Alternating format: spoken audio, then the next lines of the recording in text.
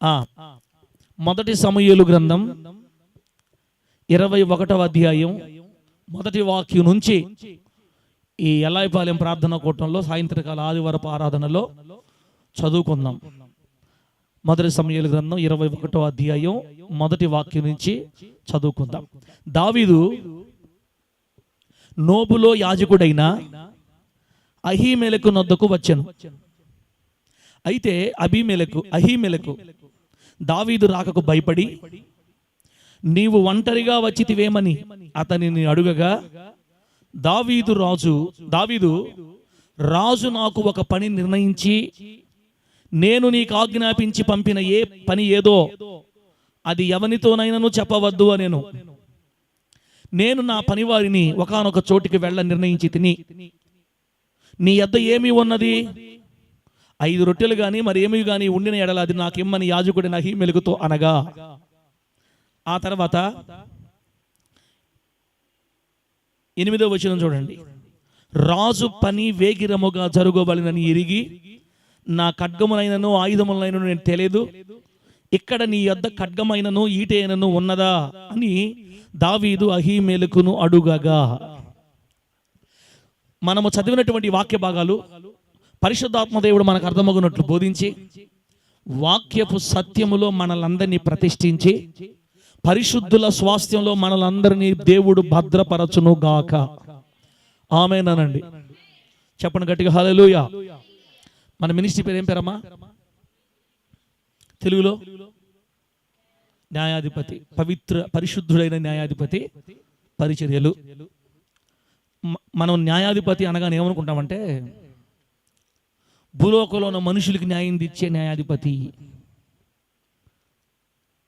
పాపులకు తీర్పు తీర్చే న్యాయాధిపతి, లేకపోతే అక్రమమైన కార్యాలు చేసే వాళ్ళకి న్యాయం తీర్చే న్యాయాధిపతి అని అనుకున్నాం మనం కొంతకాలం దాకా. కొంతమంది అనుకుంటారు అట్లా. అయితే దేవుడు నాకు ఇచ్చిన ఒక గొప్ప, దాన్ని ఏమంటారంటే ప్రత్యక్షత. మనం ఇక్కడ నుంచి ఏం చెప్పాలంటే మినిస్ట్రీ గురించి, న్యాయాధిపతి పాపికి కాదు, ఆయన పాపమునకు న్యాయం తీర్చి పాపిని రక్షించే న్యాయాధిపతి. దేవునికి స్తోత్రం కలుగును గాక. న్యాయం తీర్చే దేనికి? పాపానికి. వ్యాధులకు న్యాయం తీర్చి వ్యాధుల నుంచి విడిపించే న్యాయాధిపతి. రోగాలకు తీర్పు తీర్చి న్యాయం తీర్చి రోగాల నుంచి మానవ జాతిని విడిపించే న్యాయాధిపతి. అప్పులకు తీర్పు తీర్చి అప్పుల నుంచి మానవుని విడిపించే న్యాయాధిపతి. పేదరికానికి తీర్పు తీర్చి పేదరికం నుంచి మనుషుల్ని విడిపించే న్యాయాధిపతి. ఆయన న్యాయాధిపతి దేనికంటే మానవ జాతిని సకల దుర్నీతి నుంచి విడిపించడానికే ఆయన న్యాయం మన ఎదుట ఉంది. దేవునికి స్తోత్రం కలుగును గాక. చెప్పండి గట్టిగా హల్లెలూయా. పాపానికి తీర్పు తీరుస్తాడు, పాపిని పాపం నుంచి విడిపిస్తాడు. రోగానికి తీర్పు తీరుస్తాడు, రోగం నుంచి మనిషిని విడిపిస్తాడు. అప్పులకు తీర్పు తీరుస్తాడు, అప్పుల నుంచి మనుషులు విడిపిస్తాడు. అశాంతి అసమాధానాలకు తీర్పు తీరుస్తాడు, శాంతి సమాధానాలతో నింపుతాడు. ఇలా మనం ఈ డైరెక్షన్లో యేసయ్యను అర్థం చేసుకుంటే యేసయ్యలో ఉన్న ప్రేమ మనందరికి అర్థమవుతుంది. దేవుని స్తోత్రం కలుగును గాక. చెప్పండి గట్టిగా హల్లెలూయా. మన దేశంలో పెద్ద మతాలు 3 ఉన్నాయి. పెద్ద మతాలు బిడ్డలారా, 3 ఇప్పుడు నేను పేరు చెప్పాలి, మీకు తెలుసు. ఇంకా పెద్ద మతాలలో అని పిలువబడుతున్న మతాలు 3 ఉన్నాయి. వాటిలో మంద ఒకటి. ఒక మతం ఏం చెప్పద్దంటే, ఒక మతం ఎట్టయినా బతకండి, న్యాయం నీతి అవన్నీ అనవసరం, ఎట్టయినా బతకొచ్చు, ఎట్టయినా జీవించండి, పోయి మీరు అలా నదిలో మునగండి, కాలువలో మునగగానే ఏమవుద్ది? మీ పాపాలు పోతాయి. ఏమైనా చేసుకో, పొయ్యి కాలంలో మునగండి, అలా నదిలో మునగండి. గోసిలో పాపం పెట్టుకొని నీవు గంగలో మునిగి పాపం పోదు అని పాడతారు. పాపం ఏడుంది? గోసిలో ఉందంట. గోసిలో పాపం పెట్టుకొని సాయిలను పాడటం. గోచిలో పాపం పెట్టుకొని నీవు గంగలో మునిగితే పాపం పోదు అని పాడతాడు. నిజమే అన్నమాట. పాపం పోవాలంటే గుంటల్లో నదుల్లో మునిగితే పోద్దని చెప్తుంది అమ్మతో. తర్వాత ధర్మాలు చేయండి, దాన ధర్మాలు చేయండి, అది చేయండి, ఇది చేయండి, అది చేయండి, ఇది చేయండి, ధర్మాలు చేస్తే మీరు పుణ్యాత్ములు అయిపోతారు అని చెప్పద్ది. కాస్త ఇనేదానికి బాగుంది ఇక్కడ. ఇదేందిరా ఎటైనా బతకొచ్చంట, నెలలో మునిగేస్తే పోద్ది అంటారు, సూపర్ కదా ఇది అనిపిస్తుంది. కానీ ఆ మతం ఇంకోటి ఏమో తెలుసా, దేశంలో ఉండే వాళ్ళందరూ మాకే లోబడాలి, మాకు లోబడాలి, మాకు మాట వినాలి అని కులాలు పెట్టి, కులాలతో మనుషుల్ని చీల్చి, శూద్రులను పేరు పెట్టి, శూద్రులు ఉండేది మాకు సేవ చేయడానికి అని చెప్పి కుల అణిచివేత అనేది ఒక మతం ప్రధానంగా కలిగి ఉంది. ఆ ఆయుధాన్ని కుల అణిచివేత, శూద్రులను పేరు పెట్టి అణిచివేత. మీరు మా చెప్పుల కిందే ఉండాలి, మా కాళ్ళ కింద ఉండాలి, మూతికి ముంత కట్టుకోవాలి, వెనక అటే కట్టుకోవాలి, అంతే మీరు అని చెప్పింది ఆ మతం. పేద ఇంటి ఆడపిల్లల్ని దేవుడికి పెళ్లి చేయమని ఒక సిస్టమ్ తీసుకొని వచ్చింది ఆ మతం. పేదింటి ఆడపిల్లల్ని దేవుడికి పెళ్లి చేసి జోగిని అని పేరు పెట్టారు, దేవదాసి అని పేరు పెట్టారు. ఆ దేవదాసి అని పేరు పెడితే ఇంకా ఆ అమ్మాయి పెళ్లి చేసుకోకూడదు, ఆ అమ్మాయి దేవుడికి భార్య అయిపోయింది అని అర్థం. ఇప్పుడు దేవుడికి పెళ్లి చేస్తే ఆ ఊరిలో ఉన్న పెద్దవాళ్ళు, డబ్బున్నోళ్ళు, పూజారులు, వాళ్ళందరూ మన శరీర కోరికలు తీర్చుకోవడానికి వాళ్ళు వాడుకునేవాళ్ళు. అలా కొన్ని వేల మందిని ఇప్పటికి కూడా మన ఆంధ్ర రాష్ట్ర తెలంగాణలో జోగినీలు ఇప్పటికి కూడా ఉన్నారు కొంతమంది అక్కడక్కడ. ఈ రిమోట్ ఏరియాలో ఇంకా కొనసాగుతుంది ఆచారం. దేవదాసీలు పేదింటి ఆడపిల్లల్ని ఆ విధంగా, అదొక మతం. మళ్ళీ మీరు ఏమని చేసుకోండి, మునిగేస్తే పాపం పోతుంది. కానీ మీరు మాకు లోబడి ఉండాలా, మీరు పైకి రాకూడదు, మీకు ఎక్కడ ఉద్యోగాలు రాని, మీరు మా కాళ్ళ కిందే ఉండాలి అని అణిచివేసింది ఒక మతం. అది తెలుసుకున్న వాళ్ళందరూ యేసయ్యలో ఉన్న ప్రేమను గమనించి పరిగెత్తుకుని వచ్చేసరి. దేవుడికి స్తోత్రం కలుగును గాక. గట్టి చెప్పండి హల్లెలూయా. ఈ అణిచివేత మాకొద్దు, సమానత్వం కావాలి, ఈక్వాలిటీ కావాలి, స్వేచ్ఛ కావాలి, విలువ కావాలి, గౌరవం కావాలనుకున్న వాళ్ళంతా ఒక్క ఉదుటిన ప్రేమ దొరికిన క్రీస్తు దగ్గరికి పరిగెత్తుకుని వచ్చారు. ఇంకొక మతం ఉంది, ఆ మతము జీవితాంతం భయంతో బతకమని చెప్పద్ది. జీవితాంతం భయంతో, ఇదిగో నేను అక్కడ గాలి చేస్తాడు, నరకంలో గాలి చేస్తాడు, అసలు నరకాను బావు, ఇక్కడ బావు, అక్కడ బావు, అక్కడ బావు, అక్కడ బావు, అక్కడ బావు అని చెప్పద్ది. సరే అప్పటికి భయంతో బతక, రోజుకి 5 సార్లు చేయ ప్రార్థన. నువ్వు ఎన్నిసార్లు చేయాలా? 5 సార్లు చేయాలా. తేడా వచ్చిందంటే నరకమే. అంటే వాళ్ళు పాపం దెబ్బకు భయపడి, వీళ్ళు ఆడన్నా చూడు, ఆ సౌండ్ వినపడిందంటే ఆడాలందరూ పక్కన వేసుకోవాలి, గుడ్లు వేసుకోవాలి తల మీద, ఉణుకు, జాగ్రత్త లేకపోతే నరకాన్ని పోతామని. అక్కడేమో ఏం చేసినా పర్వాలే, మునిగితే పాపం వద్దన్నారు. ఇక్కడ అట్ట కాదు, ప్రతిదానికి జాగ్రత్త ఉండాలి, గట్టిగా ఉండాలి. లోపలికి పోయేటప్పుడు ముఖం కానించి కాళ్ళు దాకా మొత్తం కడుక్కోవాలా, నీట్గా ఉండాలా, మనం పవిత్రంగా ఉండాలా. ఇదొక రూటు. మనుషులకి స్వేచ్ఛ లేదు ఇక్కడ, భయం. 5 పూటలు ప్రార్థన చేయకపోతే కష్టం. ఇదొక రకంగా. సరే ఎట్టో గట్ట కష్టంగా ఊపిరి పీల్చుకొని ఆడపిల్లల్ని, స్త్రీలని క్రీస్తుకు పూర్వం 700 సంవత్సరంలో ఉన్నప్పుడు ఎట్టుండేవాళ్ళు అదే బట్టలు ఉండమని చెప్పేసింది. స్త్రీలని ఆ మతం ఎట్టడమని చెప్పిందన్న క్రీస్తుకు పూర్వం 7వ శతాబ్దం పై నుంచి కింద దాకా ఒకే లంగోట, మొహం కనపడకూడదు, మొహము కనపడకూడదు, కళ్ళు కూడా నీకు కనపడకూడదు, చిన్నగా పెట్టుకోండి. గాలి ఆడినా గాలి ఆడకపోయినా మర్యాదగా పైనుంచి కిందకు ఒకే లంగోటం వేసేయాలి. అది కూడా ఏ కలర్ ఉండాలి తెలుసా? చీకటి రంగు ఉండాలి. చీకటి రంగులో ఉంటేనే మీకు ఎవరు చూడడం మీ సాయి. వాళ్ళు పాపం తెల్లగుండి దేని చెప్పండి, గాలి ఆడక లోపల గాలి లేక వాళ్ళకి తెల్లగైపోయారు వాళ్ళు. గాలి ఆడితే చూడు, మనం ఎక్కువ చొక్కాలు కానీ లేకపోతే స్త్రీలైనా పురుషులైనా గట్టిగా బట్టలు వేసుకుని ఎక్కడైతే గాలి ఆడదా తెల్లగైపోయి ఉంటుంది. తెలుగు మాట్లాడుతున్నానా, ఇంగ్లీష్ మాట్లాడుతున్నానా? తెలుగే. షూస్ ఎక్కువ షూస్ వాడనుకోండి, కాళ్ళు ఎట్టయిపోతాయన్నా, తెల్లగా అయిపోతాయి, గాలి ఆడక. అందుకు వాళ్ళు తెల్లగుండేది. బయటికి వస్తే స్త్రీకి స్వాతంత్ర్యం ఉండదు. ఇంకా ఏం చెప్పింది తెలుసా? మగవాళ్ళరా, మీరు ఒక్కొక్క 4 పెళ్ళిళ్ళు చేసుకోవచ్చు. ఎన్ని పెళ్ళిళ్ళు? 4 చేసుకోవచ్చు, ఇబ్బంది లేదు మీకు. అసలు నిజంగా నువ్వు పర్ఫెక్ట్ మ్యాన్ అయితే 4 చేసుకోవాలి ఖచ్చితంగా. నువ్వు 4 చేసుకోలేదంటే నువ్వు పర్ఫెక్ట్ వాడు కాదు నువ్వు అని చెప్పేసింది. పురుషులకి ఎక్కువ అధికారాలు ఇచ్చేసింది, స్త్రీలకి అధికారం పూర్తి చేసింది. ఈ 4 భార్యలు ఏదో ఒక భార్య ఎక్స్ట్రా చేసింది అనుకో, ఎక్కువ మాట్లాడింది అనుకో, ట్రిపుల్ 3 సార్లు కానీ భర్త భార్య సరి చూసి అంటే ఎడాకులు అయిపోయినట్టు లెక్క. ఈ రోజు నుంచి నీ జీవితం నీది, నా జీవితం నాది, అంత ఈజీగా. కానీ ఆడపిల్ల మాత్రం చేసుకున్నోడి దగ్గర అణిగి మణిగి సచ్చినట్టు ఉండాల, ఇంట్లోనే మామూలుగా ఉండాలి. బయటికి వెళితే వేసాయి బంధించింది, గద్ది వాళ్ళని బానిసలు కట్టేసింది అంతే పూర్తిగా. ఆడపిల్లలకు అస్సలు స్వాతంత్రం లేదు. ఇవన్నీ ఒక ఎత్తు అనుకుంటే అస్సలు శిస్త్ర మాట ఒకటి ఉంది. నేను దేవుడు కాదు అని ఎవరైనా మీకు ఎదురు చెబితే నా కొరకు మీరు వారిని చంపేయాలని చెప్పింది ఒకటే మాట. నేను దేవుణ్ణి కాదని ఎవరన్నా మీకు ఎదురు తిరిగితే ఏసేయి, దాన్ని ఏమంటారు తెలుసా? దేవుని యుద్ధం అంటారు. ఏ యుద్ధం అన్నా?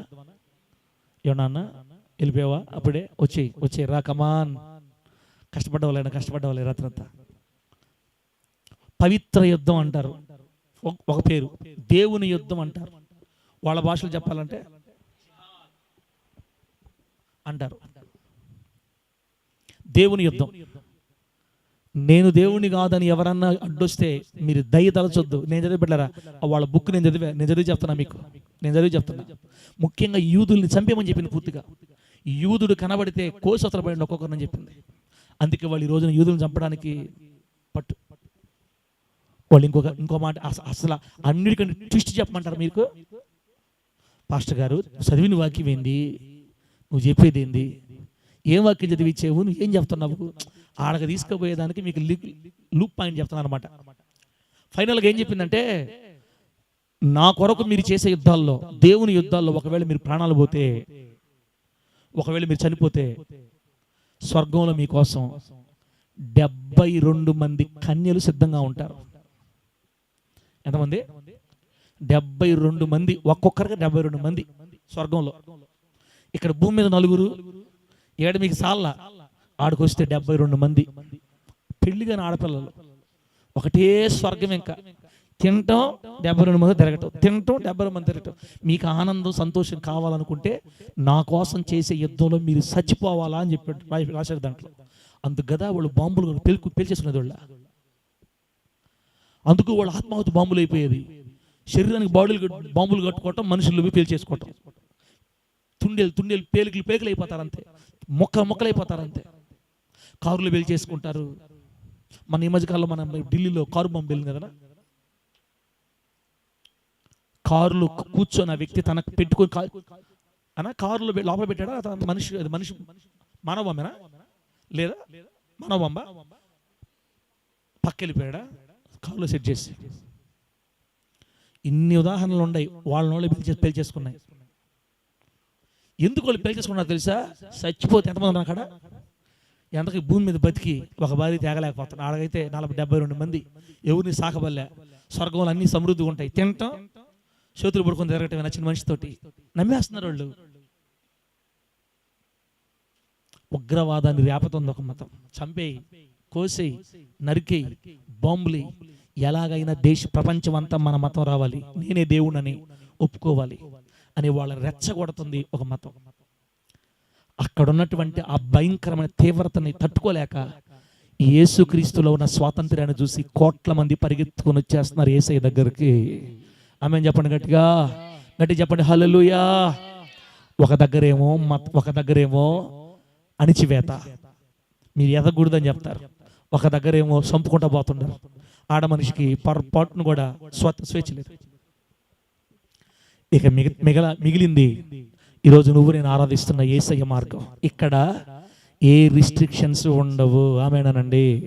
ఇక్కడ అందరూ సమానమే, స్త్రీలు సమానమే, పురుషులు సమానమే. స్త్రీ అని భేదం లేదు, పురుషుడు అని భేదం లేదు. ఇద్దరు దేవునిలో సమానంగా సృష్టించబడ్డారని చెప్తుంది. ఇక్కడ స్త్రీని గౌరవించమని చెప్పద్ది. గౌరవించడం కాదు, నిన్ను నీవెలా ప్రేమించుకుంటున్నావో నీ భార్యను కూడా అలాగే ప్రేమించమని చెప్పింది వాక్యం. నీ భార్య నీలో సగం అని చెప్పింది వాక్యం. ఏయ్ తలంచు ఉంచు కనుక. ఆ మధ్య ఒక ఆయన అన్నాడంట, ఇప్పుడు లేడులే మన దగ్గర, ఏంది వాక్యం చెప్పాడు సారసాయి చూస్తున్నట్టు నువ్వు ఇక్కడ చూస్తున్నావు, ఏం సారసాయి ఏంది వాక్యం చెప్పేటప్పుడు చూడ. చూసా అనుమానం ఏ స్థాయికి పోయిందో. అమ్మ వాళ్ళు ఉండే పిశాస బయటికి రావాలంటే ప్రార్థన చేయాలమ్మా నువ్వా, మామూలు పిశాస కదా అది. సారసాయి కూడా చూస్తున్నావు ఏంది నువ్వు అంటే పాప నీ ఇంట్లో ఎట్లా ఇబ్బంది పెడుతున్నావు, నేనా ఎట్లా ఇబ్బంది పెడుతున్నాడు నేను. అమ్మ వల్ల పడ్డావమ్మా, ఈడి నువ్వు ఇంకా అయిపోయావమ్మా నీ సంగతే. అక్కడక్కడ ఉంటారు ఈ పిశాసులు, వాళ్ళు కూడా మారిపోతారు. యేసు దగ్గర రిస్ట్రిక్షన్స్ లేవు. ఒక తండ్రితో ఆడుకున్నట్లుగా, తల్లితో మాట్లాడుకున్నట్లుగా మన దేవుడితో మనం అందుకే ఇట్టుండాలి, ఇట్టుండకూడదు, ఏయ్ ఉండాలి, ఓయ్ అట్లా చెప్పకూడదు. మన వాక్యాలు అసలు ఎందుకు చెప్తానంటే, నేను ఇది అవతల పక్క ఉంది, అవతల పక్క పడలేక ఇక్కడికి వస్తున్నారు. ఎక్కడ కూడా వచ్చామనుకో, ఎక్కడ కూడా మీ మెంటలకు పీకలు కోసావా, ఎక్కడ పోవాలి వాళ్ళు. నా మాట అర్థమవుతున్నాయా సార్? సంతోషానక్క ఏమో సార్ మళ్ళీ అర్థం కలదంటే మళ్ళీ మేము అంటావు కానీ నా కోసం అర్థమైందని చెప్తున్నావా? ఆనందరాజన్న ఓ ఆనందరాజన్న ఆనందంగా ఉండవా? వినపడుతున్నా నా మాట నీకు అర్థమవుతుందా? బయట అణిచివేత తట్టుకోలేక ప్రభు పాదాల దగ్గరకు వచ్చారు వాళ్ళు. మళ్ళీ ఎక్కడ కూడా 3 రోజులు ఉపవాసం ఉంటేనే దేవుడు కార్యాలు చేస్తాడు, 3 గంటలకు లేచి ముక్కితేనే అని చెప్పేవనుకో, శరీరంలో సంగతి ఏంది? ఎందుకు దేవుడు మీ కార్యాలు చేయిందా? పాడు లేదు, ప్రార్థన లేదు, బగ్గి లేదు అన్నాం అనుకో, నేను చేసేది లేదు, నాకు ఇంతే నా జీవితం, నా కర్మ అనుకుంటాడు. అందుకే చెప్పాలి ధైర్యం, అందుకే చెప్పాలి ఆదరణ, అందుకే చెప్పాలి అణిచివేత, తిరుగుబాటు, ఉగ్రవాదం అవతల పక్క కనపడుతున్నాయి.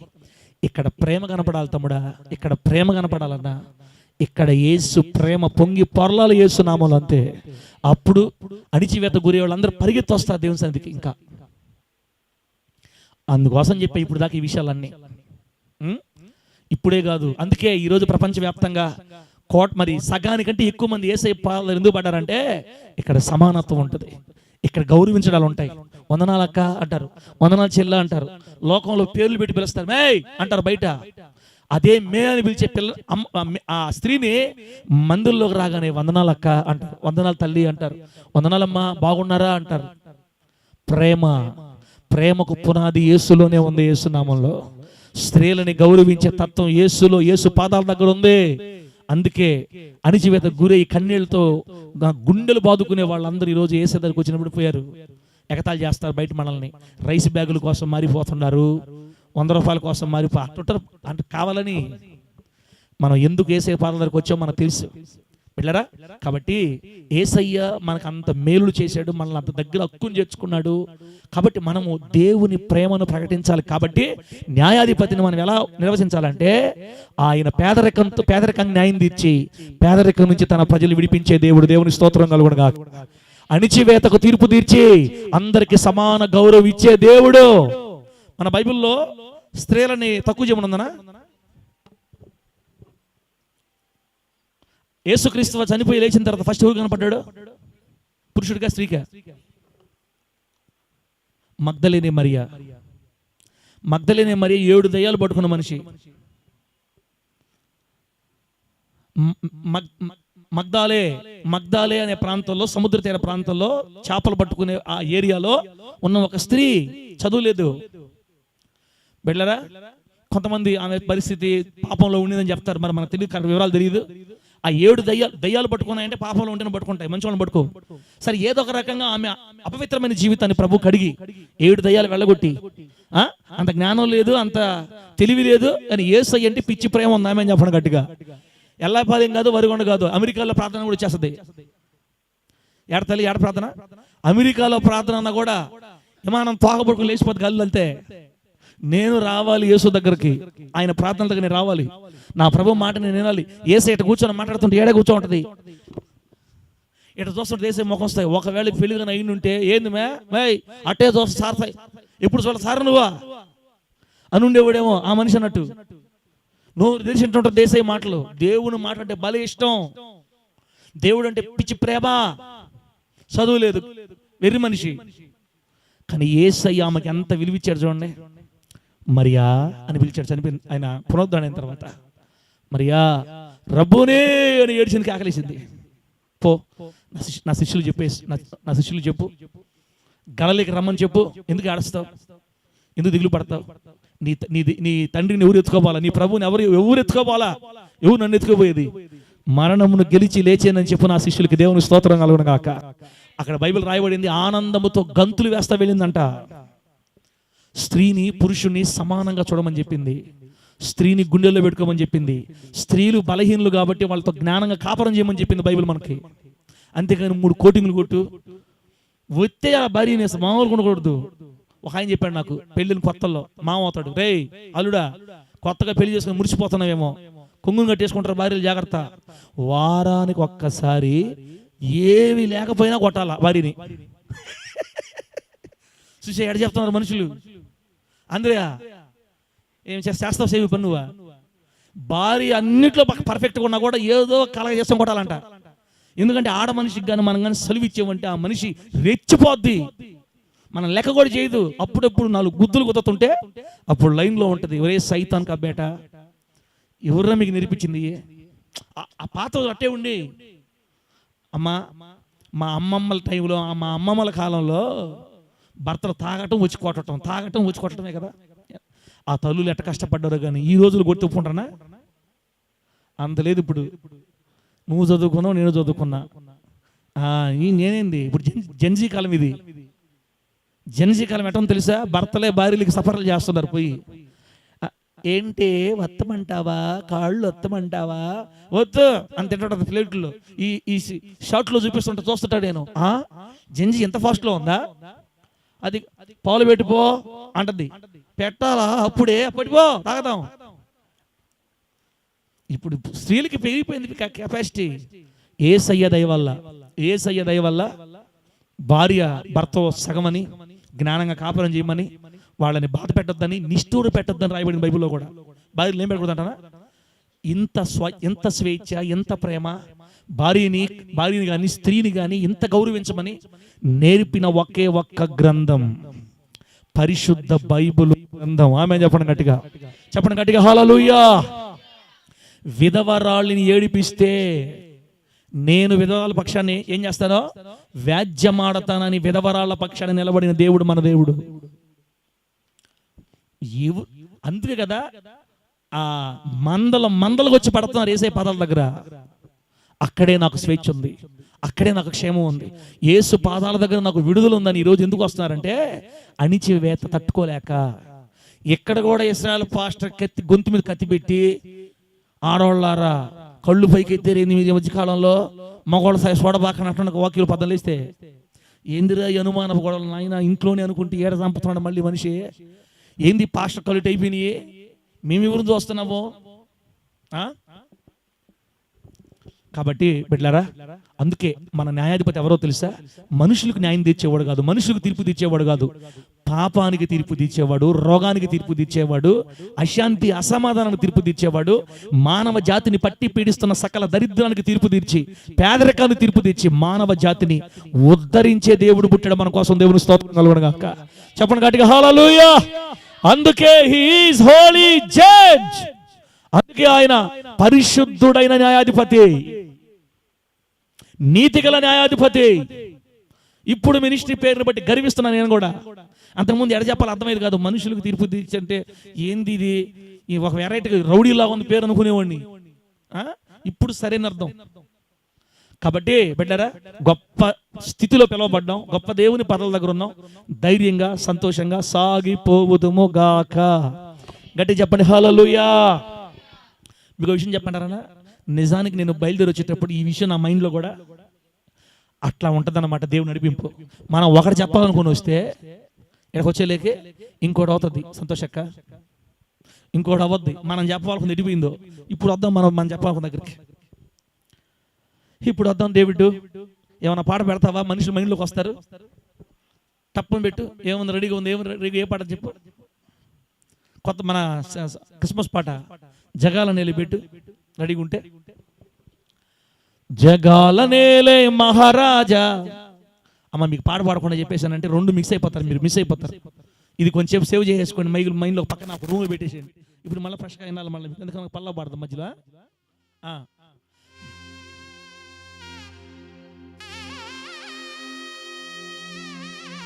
సౌండ్ పెట్టాలి.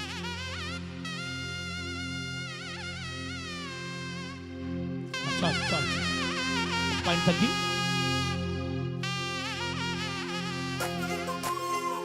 ఒక పాయింట్ పెట్టు, ఒక పాయింటే చాలు.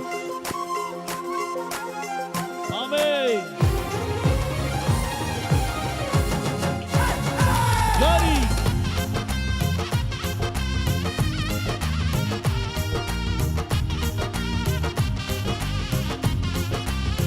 హల్లెలూయా.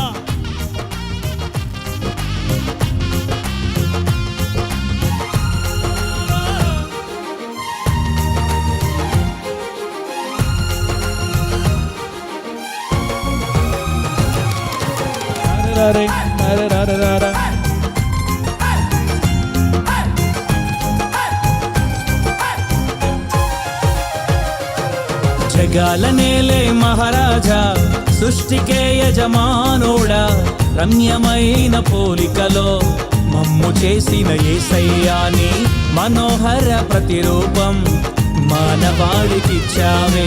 నీ జనాంగమే మోసపోయనే, ఆది సర్పమే మమ్ము ఈడ్చుకెళ్ళేవే. జీవ వృక్షమే మాకు దూరమాయనే, చిమ్మ చీకటే భూమినావరించనే. పంపావే సహాయం పుడమి పొంగి పొరునట్లు, ఆపావే ప్రమాదం పాతాళం భయపడునట్లు. నీలోనే పొందామే నిత్య జీవమే, చేస్తామే ఊరంతా నిత్య పండుగే. Happy happy happy happy hallelujah. Merry merry merry Christmas. Happy happy happy happy డిసెంబర్లోనే కాదు క్రిస్మస్, జీవితాంతం క్రిస్మస్ యేసు నామములో. Happy happy happy happy Christmas. Merry merry merry merry Christmas. Happy happy happy happy Christmas. Happy merry Christmas. చప్పట్లు కొట్టి ప్రభువుని మహిమపరద్దాం. హల్లెలూయా.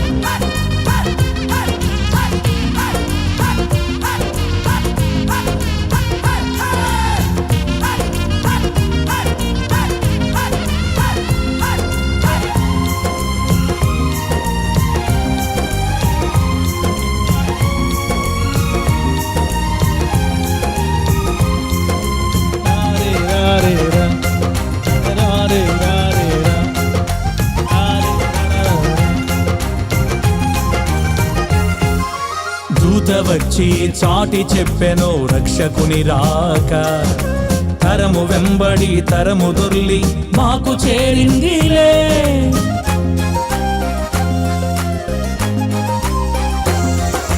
దూత వచ్చి చాటి చెప్పెను రక్షకుని రాక, తరము వెంబడి తరము దొర్లి మాకు చేరిందిలే. యేసే ప్రభువని మా నోటితో ఒప్పుకొని, మృత్యుంజయుడని మనసారా నమ్మితే. యేసే ప్రభువని మా నోటితో ఒప్పుకొని, మృత్యుంజయుడని మనసారా నమ్మితే. మదిలో పొంగునే రక్షణ ప్రవాహమే, మనసంతా నిండునే క్రిస్మస్ ఉల్లాసమే. మదిలో పొంగునే రక్షణ ప్రవాహమే, మనసంతా నిండునే క్రిస్మస్ ఉల్లాసమే. మనసంతా నిండునే క్రిస్మస్ ఉల్లాసమే. Happy happy happy happy Christmas. Merry merry merry merry Christmas. Happy happy happy happy Christmas. Happy merry Christmas. Happy happy happy happy Christmas. Merry merry merry merry Christmas. Happy happy happy happy Christmas. Happy merry Christmas. జగాల నేలే మహారాజా, సృష్టికే యజమానుడా, రమ్యమైన పోలికలో మమ్ము చేసిన యేసయ్యాని మనోహర ప్రతిరూపం మానవాళికిచ్చావే. హల్లెలూయా. దేవుని బిడ్డలారా, మొదటి సమూయేలు గ్రంథం 21వ అధ్యాయంలో ఇప్పుడు మన పాయింట్ ఏంటంటే 2వ వచనం చూడండి. దావీదు చెప్తున్నాడు, రాజు నాకు ఒక పని నిర్ణయించాడు, నేను నీకు ఆజ్ఞాపించిన పని ఏదో అది ఎవరితో చెప్పొద్దన్నాడు, కాబట్టి ఆ పని మీద నేను ఒక పనివాడిని పంపించానని చెప్తున్నాడు. బిడ్డలారా, తర్వాత 8వ వచనంలో రాజు పని వేగిరముగా జరగాలి అని ఎరిగి, నేను నా వస్తువులు, ఆయుధాలు, ఖడ్గం కానీ ఏది తెచ్చుకోలేదు, నేను నీ దగ్గర ఏమైనా కత్తి ఉందా అని దావీదు నోబులో ఉన్న అహీమెలకు అనే యాజకుడిని అడుగుతున్నాడు ఈ మాటలన్నీ. సందర్భం చెబితే టైం చాలదు బిడ్డ.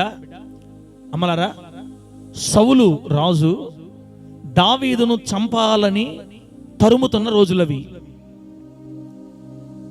దావీదు బ్రతికితే తన కొడుకుకి సింహాసనం రాదు అని ఎరిగి, దేవుడు కోరుకున్న దైవజనుణ్ణి లేదా అతని తర్వాత రాజు కాబోయే వ్యక్తిని చంపాలని తిరుగుతున్నాడు సౌలు. అనగా దేవుని చిత్తం మీదే తిరుగుబాటు చేశాడు సౌలు. సౌలు బ్రతుకున్నప్పుడే సమూయేలు చెప్తున్నాడు సౌలుతో, నిన్ను దేవుడు విడిచిపెట్టి నీ పొరుగు వాడైన ఇంకొక వ్యక్తిని దేవుడు కోరుకున్నాడు, ఇక నీకు రాజ్యం లేదని.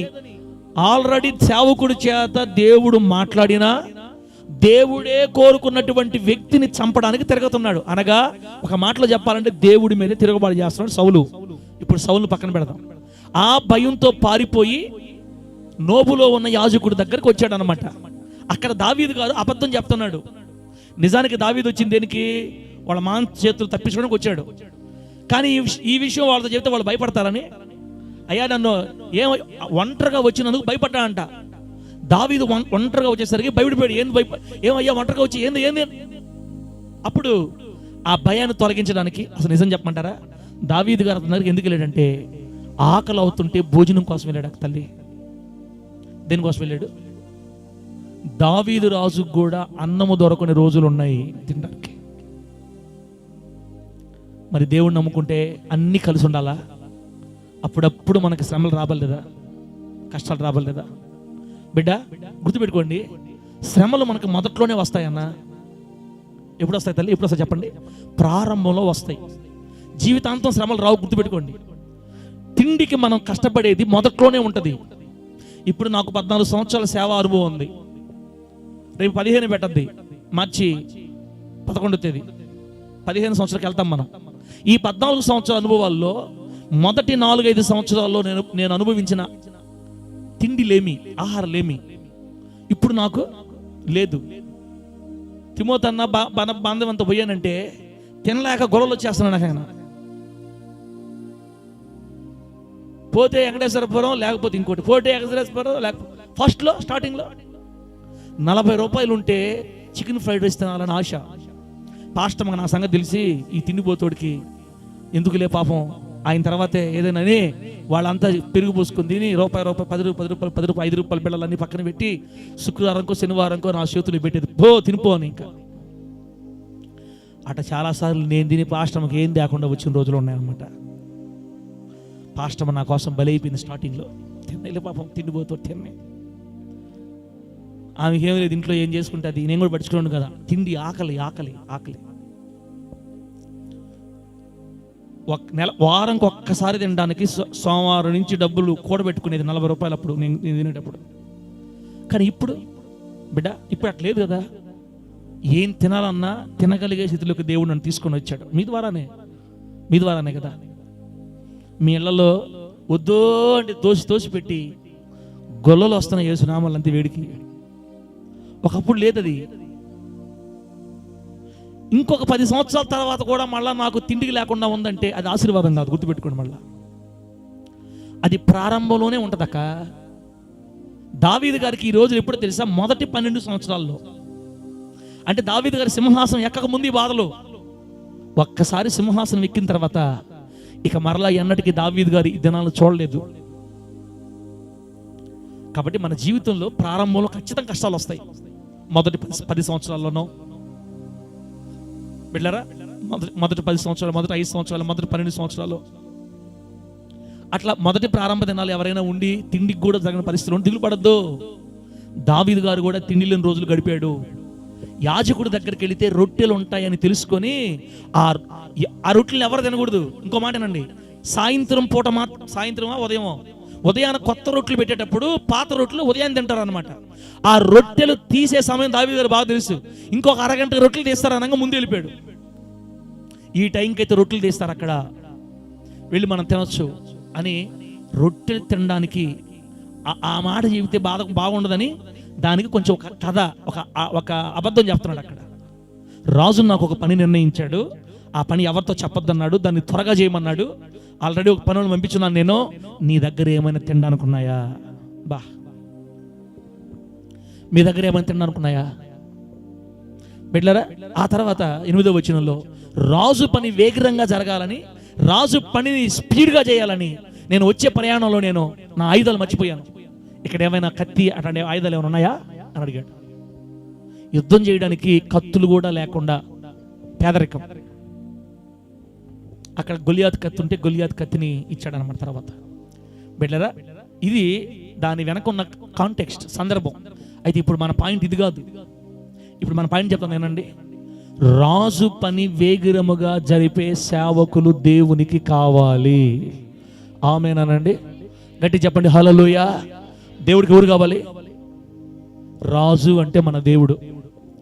దేవుని పని వేగిరముగా చేసే సేవకులు దేవునికి కావాలి, సైనికులు కావాలి, విశ్వాసులు కావాలి, దేవుని బిడ్డలు కావాలి. దేవుని పనిని సోమర్థనంగా చేయాలా, వేగిరంగా చేయాలా? హలో ఆనందరాజన్న, దేవుడి పని ఎడ చేయాలి? వేగిరముగా, ఫాస్ట్లీ అంటారు. దేవుని పనికి సోతం ఉండు ఉండు ఉండు ఉండు అనకూడదు, దూకాలంతా యేసునామంలో. దావీదు గారు చెప్పిన అబద్ధంలో నుంచి కూడా ఒక ప్రసంగం చేసి సిద్ధపరిచే దేవుడు మనకి. అది నిజానికి ఒక అబద్ధం, కానీ అక్కడ కూడా ఒక సత్యం ఉంది. రాజుగారు నాకు ఒక పని నిర్ణయించాడు, ఇక ఆ పని మీదే నా దృష్టి అంతా, ఆయన పని వేగంగా జరగాలి అని చెప్తున్నాడు దావీదు గారు. మనకు రాజు ఎవరు? అవునా చెప్పండి, మనకు రాజు ఎవరు?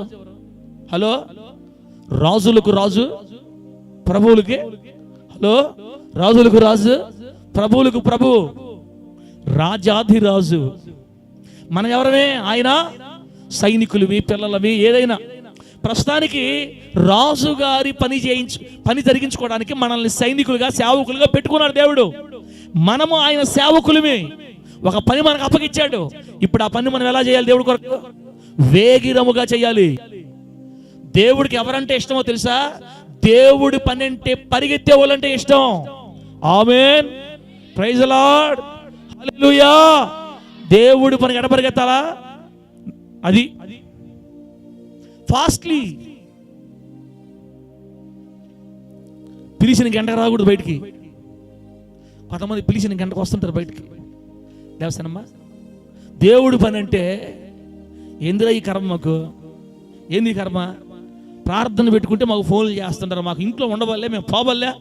సోమవారపోతుల బ్యాచ్కి నంబర్ 1, సోమవారపోతుల బ్యాచ్కి కరస్పాండెంటా, ప్రిన్సిపాలా, ఏదో చెప్తుంటారు చూడండి. పిసినారి సంఘానికి అధ్యక్షులు, సోమవారపోతు సంఘానికి అధ్యక్షులు. దేవుడు పనిని చాలా నెగ్లిజెన్స్గా, నెగ్లెక్ట్గా, నిదానంగా, సోమరిపోతనంగా, తాబేల్లాగా చేస్తారు దేవుడి పని.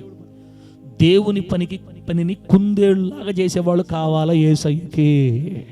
ఆమె గట్టిగా, కుందేలు ఎడబరికిస్తుంది అసలు. కుందేలుకి తాబేలుకి ఏ పరీక్ష, ఏ రేస్, ఏ పందెమో? పరుగు పందెం. కథ కాబట్టి అటు తిప్పేరు దాన్ని. నిజానికి తాబేలు గెలిచే రోజే. తాబేలు ఇక్కడి నుంచి 2 కిలోమీటర్లు వచ్చేలేక మనం నిద్రపోయి లేచు. అది ఎట్లా పైన, దానికి భయంకర డిప్పం, దానికి ఏడ పరిగిస్తుంది. ఈ రకంగా ఒక అడుగు తీసి ఒకటి పెట్టే లేక గంట పట్టే 3-4 అడుగులు వేస్తే మళ్ళీ ఆగాల మనిషి. పైన కావాల్సిన పాప భారం ఉంది, పాపం మూట. ఈ పాపం మూటను మోసేలేక అయిపోద్ది. మళ్ళా అంటది. కాకపోతే కుందే గర్వాన్ని అడచడానికి కథనాడు తిప్పారు, కానీ యేసయ్య పనిలో తాబేల్లా ఉండకూడదు. ఎట్లా దేవుని పని వేగిరముగా చెయ్యాలి. దేవుని పని యేసునామములో. దావీదు గారు ఎవరో తెలుసా? రాజు పని వేగిరంగా చేసేవాడు. ఆ ముందధ్యాయులకు వెళ్తే ముందుకంటే ఆ పక్క కాదు, వెనక్కి వస్తే దావీదు సుబుద్ధి కలిగిన వాడై రాజు తనకు అప్పగించిన ప్రతి పనిలో యథార్థముగా, నమ్మకంగా, ఆయన అప్పగించిన ప్రతి పనిని సజావుగా చేసుకొని ముగించుకొచ్చేవాడు. గట్టి చెప్పండి హల్లెలూయా. రాజు అప్పగించిన ప్రతి పనిని సుబుద్ధి కలిగి చేశాడు దావీదు. మరి నీ రాజు నీకు కొన్ని పనులు అప్పగించాడు, ఎట్లా చేస్తున్నావు? నీ రాజు నీకు అప్పగించిన పని అసలు నీకు దేవుని పని ఏమన్నా చేయాలని ఆసక్తి ఏమన్నా తల్లా? నేనేం చేస్తాను సార్, నేనేం చేస్తాను? నువ్వు చేసేది కూడా ఏదో ఒకటి ఉంది చూడు. ప్రభు నీకు ఇచ్చున్నాడు దాన్ని, ప్రభు నీకు ఇచ్చున్నాడు దాన్ని. ప్రకాష్ నాతో మొన్న ఒక మాట చెప్పాడు, మాట్లాడుతుంటే ప్రకాష్, సార్ నెల్లూరుకు వచ్చినా, కాకినాడకు వచ్చినా, అమెరికాకు వచ్చినా నేను ఏదో ఒక కష్టం చేస్తేనే నాకు తృప్తిగా ఉంటుంది దేవుని సన్నిధిలో అని నేను ఆశ్చర్యపోయి ఆ మాటకి. నేనింకా ఏమనుకున్నాను అదేం చూడక్కదన్నా పాపం ఎక్క మీదకి ఎక్క మీదకి. డేవిడ్ రా, డేవిడ్ ఇప్పుడు పాస్టర్ లేస్తుంది పైకి, మళ్ళా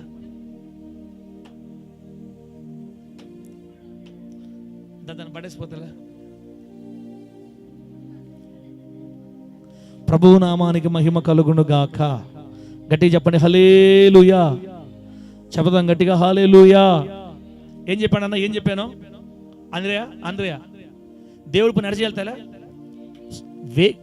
వేగిరముగా, స్పీడ్గా, ఫాస్ట్గా, కుందేల్లాగా. అంటే మందిరికి ఆరాధనకి ఎట్లా రావాలా? దేవుణ్ణి ప్రేమించే వాళ్ళు ఆదివారపు ఆరాధనకి సార్ వచ్చేలా కరెక్ట్గా ఈ మధ్య 11:30 అవుతుంది. కరెక్ట్గా 11:20 దిగితే చాలు మనం అని అనుకున్నాం అనుకో, కష్టం. ముందుగా వచ్చి ప్రార్థన చేసుకొని పాటలు పాడి బిడ్డ ఇంక నేను చెప్పలేదక్క, ఆలోచించుకోండి ఒకసారి మీరు. దావీదు రాజు అయితే రాజు పని వేగిరంగా చేస్తున్నాడు. దేవుని బిడ్డలమైన మనం మన దేవుని పని వేగిరంగా చేయాలి. ఆదివారం పూట 4 దగ్గరలా తిరగలేరా? తిరగాలి. అది అందరూ చేయలేరు అనుకుంటా, కానీ నిజంగా దేవుని కోసం ప్రయాసపడి ఏ ఒక్కరు కూడా మౌనంగా ఉండలేరు. నువ్వు పడ్డ కష్టాన్ని దేవుడు మర్చిపోతాడు తమ్ముడా? మర్చిపోతాడా? మన ప్రయాసని దేవుడు మర్చిపోతాడా? బైబిల్ ఏం రాయబడింది తెలుసా? ప్రభువునందు మీ ప్రయాస వ్యర్థము కాదు. మీరు దేవుని కోసం పడే ఏ ప్రయాస అయినా ఎప్పటికీ వ్యర్థం కాదు. దానికి లోకాలో రాయబడింది, అణిచి కుదిలించి దిగజారునట్లు నిండు కొలత మీ ఒడిలో కొలస్తాడు యేసునామములో. అంతే. గట్టి చెప్పు హల్లెలూయా. మండాల మంట ఒక మంచి బైక్ ప్రభువా, 4 ఆరాధనల పాస్టర్తో తిరిగి నేను వచ్చి పడిపోతా యేసునామములో. అంతే. అమ్మ ఎట్లాగైతే లేపుతా ఉంటుందో నన్ను కూడా లేపాల. మా ఆవిడ అనుకుంది, ఏమయ్యా నిద్రపోతున్నావు నువ్వు, తూగిపోవాలి, నేను అలిసిపోవాలి దేవుని కోసం, కష్టపడాలి, వేగిరంగా నా ప్రభు పని చేయాలి.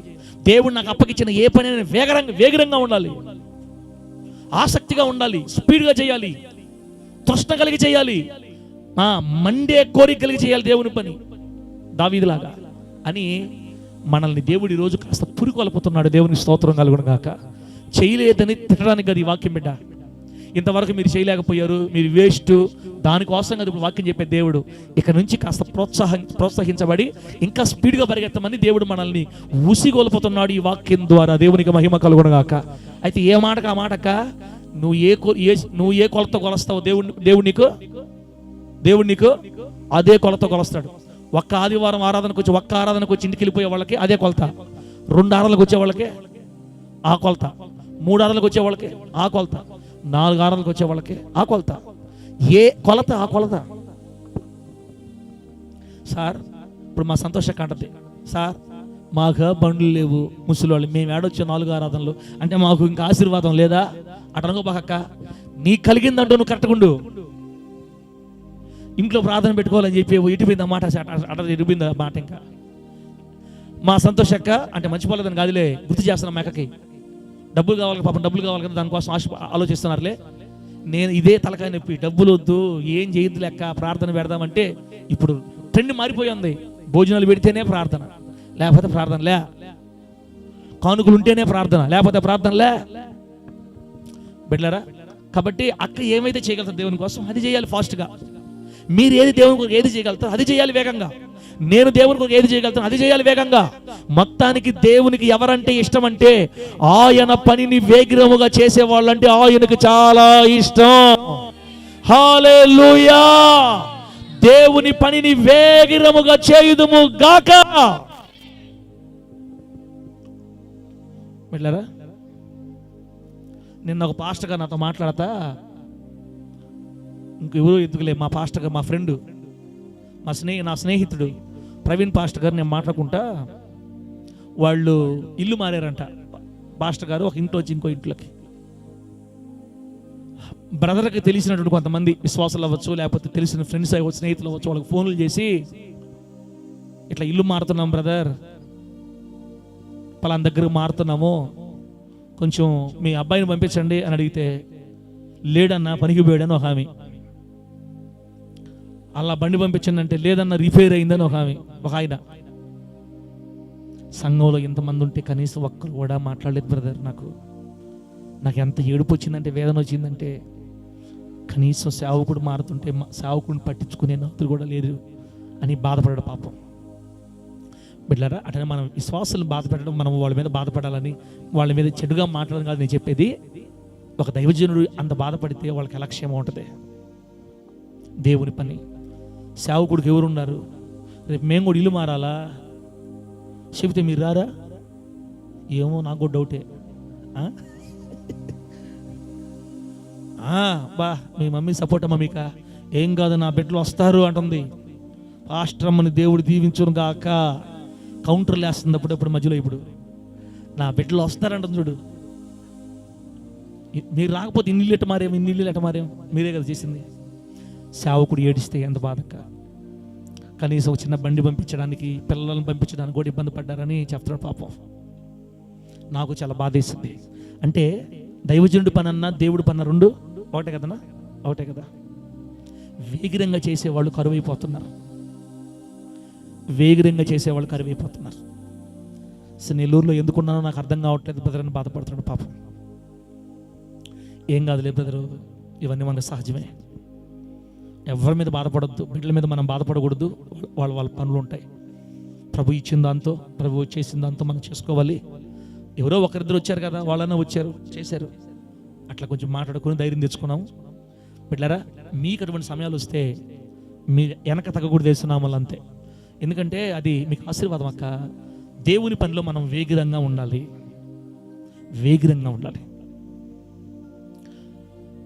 పండగలకి మందిరాలు కడుక్కోమని నేను చెప్పకూడదు. మందిరం మీద మాదే, మందిరాలు మీయా మాయా, మేమే నిత్యం నింపకపోతామా?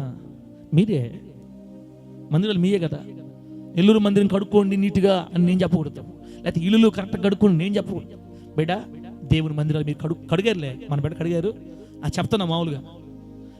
ఆయన మందిరానికి సంబంధించింది ఆయన పని ఏదైనా అది ఒకరు చెప్పేదా కాకూడదు. వేస్తున్నామలో నీకు మైండ్ కలిగితే 4-5తో మాట్లాడుకొని దేవుని పని వేగిరంగా చేయు కృప దేవుడు మనందరికీ అనుగ్రహించును గాక. గట్టి చెప్పండి హల్లెలూయా. ఇందాక నా కూతురు, చిన్న కూతురు, నేను అన్నా కొడక నేను ప్రిపేర్ అవ్వలేదు, ఆడకపోతే దేవుడు ఏం చెబితే అది చెప్పాల్సి వస్తుంది, ఎందుకులే లైవ్ దాపే అన్న. నిజంగా నాకు కూడా ఎందుకులే అని. అప్పుడు కూతురు అంటుంది, లేదు డాడీ నేను దేవుడు తీర్మానం చేసుకున్నాను, నువ్వు అట్ట అన్నప్పుడే బాగా చెప్తావు వాక్యాలు నువ్వు అనింది.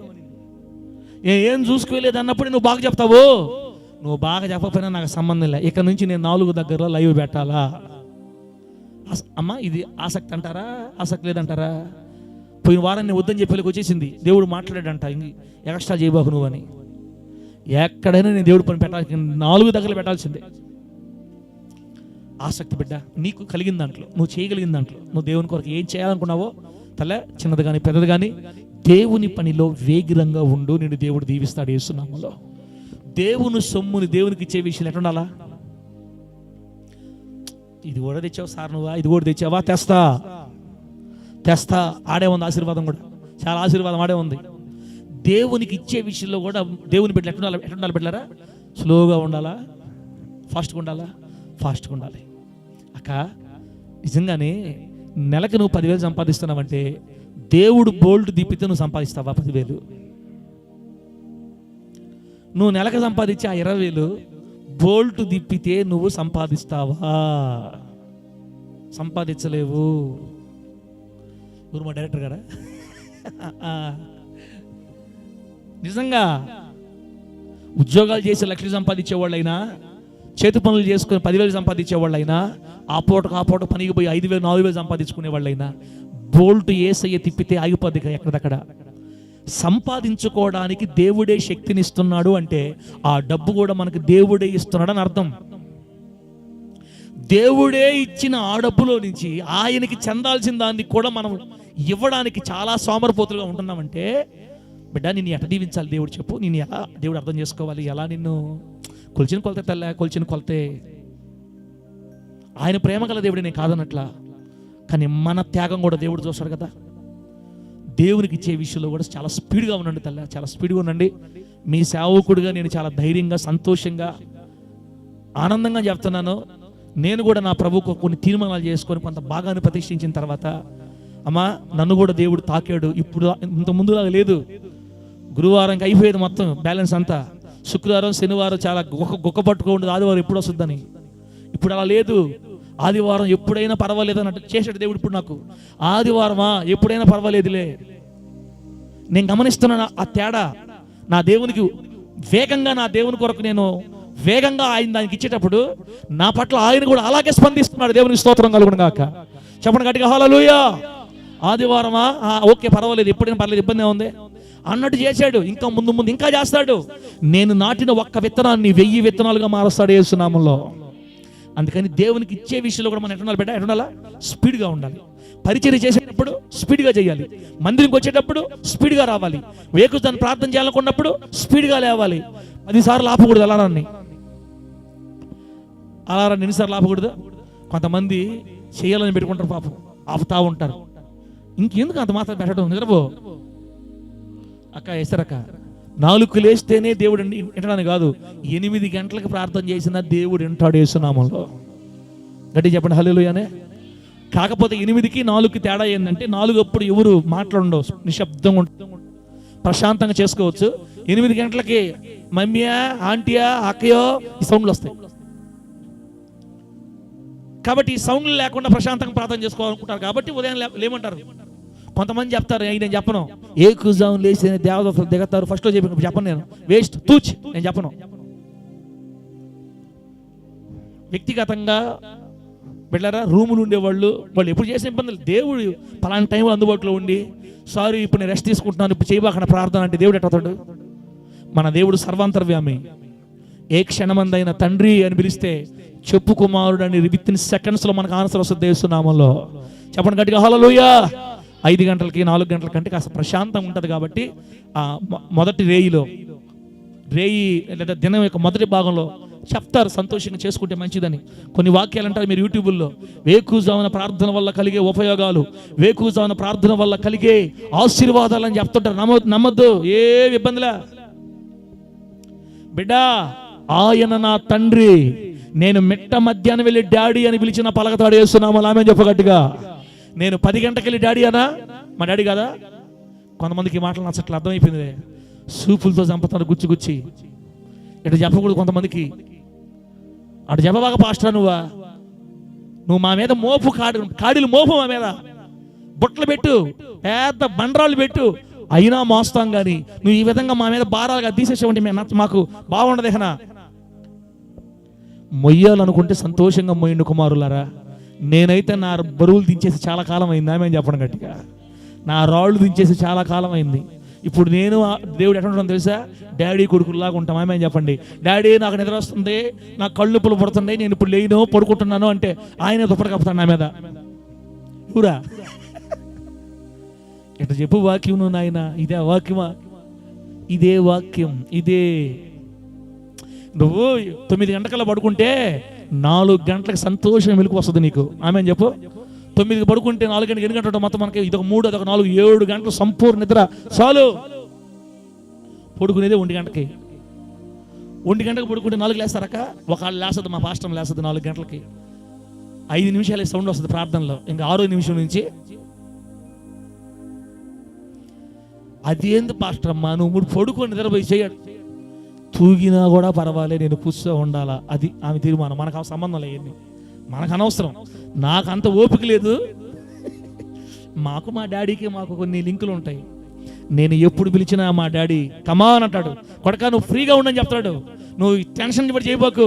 వేకుజామున ప్రార్థన వల్ల కలిగే ఆశీర్వాదాలు, ఉత్తమ మాటలు, మధ్యాహ్నం చేసిన ఆశీర్వాదం వస్తుంది, ఉదయం చేసిన ఆశీర్వాదం, సాయంత్రం చేసిన ఆశీర్వాదం వస్తుంది, వేకుజామున చేసిన కూడా ఆశీర్వాదం వస్తుంది. అంతేకాని ఒక్క వేకుజాములోనే ఆశీర్వాదం అనే మాట బిడ్డా, మీ మీద కాడి దించుతున్నాను నేను. అట్టని మీరు ఏకుజాము లేదని కదా నేను చెప్పేది. మీ కాడి దించుతున్నా. 9 గంటల లోపల పడుకోండి, ఖచ్చితంగా మెలకు వచ్చేస్తుంది. మనకి వేస్తున్నాం లామే చెప్పండి గట్టిగా. త్వరగా పడుకుంటే త్వరగా లేయచ్చు, లేట్గా పడుకుంటే లేలేరు. లేచిన నిద్రపోయి ప్రార్థన చేయడం తప్ప స్తోత్రం స్తోత్రం చెప్పి ఆ తర్వాత మీకు మెలకు వచ్చేలకు 6 ఉంటుంది. 4 గంటలకు స్తోత్రం అన్నారా, 4:10 జ్ఞాపకం ఉంటుంది స్తోత్రం అన్నట్టు. తిరిగి మళ్ళీ లేచి చూస్తే 6 ఉంటుంది.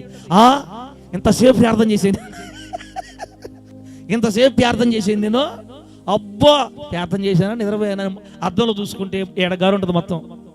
ఓహో, ఈ రేంజ్లో నిద్రపోయా నేను. ఇక్కడ దాకా గారిందంటే ఒక రేంజ్లో నిద్రపోయానబ్బా. మళ్ళీ పడుకోని గంట మళ్ళీ లేచి 7:30కి వచ్చి మళ్ళీ స్తోత్రం ఆయన క్షమించు తండ్రి, నిద్రపోయిన తండ్రి, చి నిద్రపోయిన తండ్రి. ఎందుకక్క, డాడీ కదా. కాబట్టి దేవుడి కోసం ఉదయాన్ని గడపాలనుకుంటే త్వరగా పడుకోండి. త్వరగా పడుకున్నారా ఖచ్చితంగా లేయాలి మనం 5 గంటలకి.